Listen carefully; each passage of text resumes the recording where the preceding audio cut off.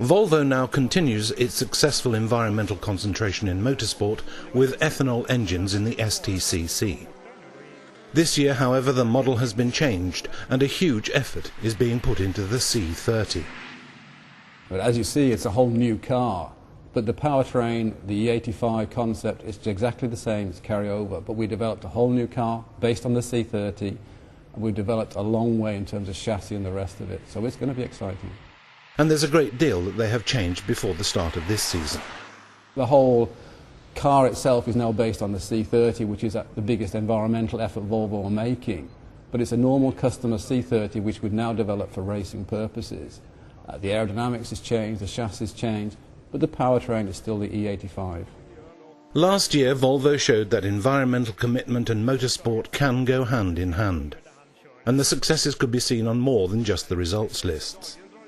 Media interest also increased radically. Yeah, I mean, it began in the middle of 2006 when we started to think about green racing and what we can do. So we developed an E85 engine. We really prepared ourselves under the winter. And then the first race in 2007, we won it. People said that was a lucky chance, but then we went and won the second race. And as you know, second in the championship. The basic design of the C30 has shown itself to be eminently suitable for a competition car.